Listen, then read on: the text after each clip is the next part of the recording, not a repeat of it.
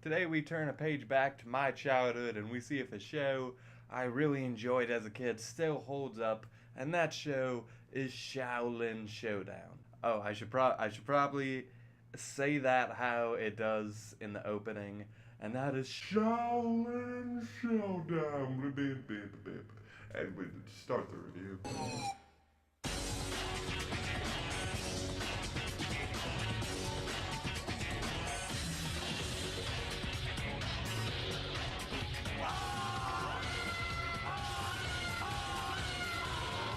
Xiaolin Showdown.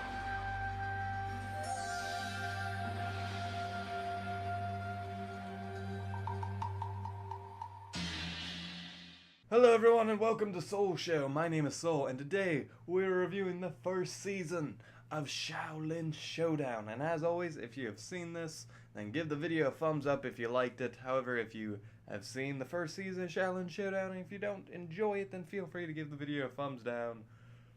With that, let's begin. So Xiaolin Showdown was a series that ran for 3 seasons back on Cartoon Network, back when I was prime age for watching cartoons. And I can see why the show is right up my alley, because the gimmick for the show is that there are all these magical items called Gong Wu, and they're scattered across the planet, and the main characters, the good guys and the bad guys, they just gotta go back and forth trying to fight for them, retrieving them, etc. And the cast is, they're really diverse. The idea is that there are all these Shaolin warrior chosen one dragon people.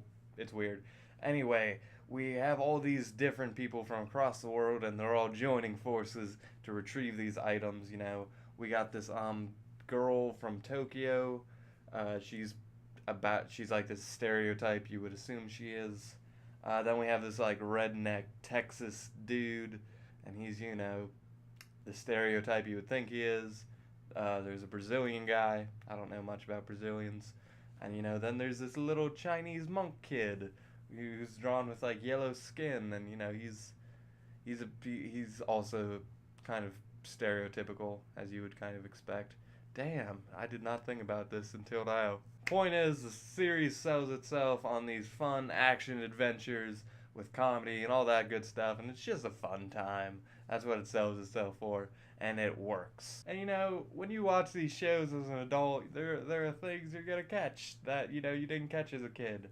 For instance, with me, all these characters, they did morph out of their stereotypes. They became really developed. Each of them, got time and backstory and all that good stuff. But there's one character who I didn't think so highly of, and that was Omi, the flagship character. Basically, the idea of Omi is, he's kind of like Goku, like a young Goku. He's not used to social norms. He's been in a temple his whole life, and now he's introduced to these people who have been on the outside world, and he's kind of clueless, and sometimes he can be kind of a dick because he doesn't know better. This kid bothered me. Like, he was just being a dick all the time, and that joke ran thin real quick. I kind of hated Omi. And then we got the villains. They're just kind of villains. They're used for like Team Rocket style comedy half the time. That, or they're just evil for the sake of being evil. It's like big bad, I'm gonna take over the world evil. It's what you'd expect. And I think what really got me with the show is what it sold itself on. Just the idea of these weapons, and they're scattered across the earth, and all these scenarios in which we gotta find them. They're being stolen. All this good stuff with cool enough characters, imaginative ideas, these themes. Just riding this cool dragon thing across the planet. It's what it sold itself on. And that's what I liked most about the series. And it's dumb, it's cheesy, there's a lot of bad puns I missed when I was a kid. But you know what? I felt nostalgic. It put a smile on my face at the end of the day. And by the end of the season, cliffhanger aside, I thought the show really found itself, and I was like, okay, if these characters just kind of get grounded, we really get a plot driven in here, we really have something. And I don't know how this show ends, so I'm actually really excited to see where it goes. But that is a review for another day. I'll hopefully review the future seasons soon enough. With that being said, let's score this mother up. And with all that being said, I give Xiaolin Showdown's first season a 7 out of 10. With that being said, thank you for watching, guys. You guys are the best. You can check out my Twitter, check out my Patreon, all of that good stuff. And before I go, GONG TEMPAI.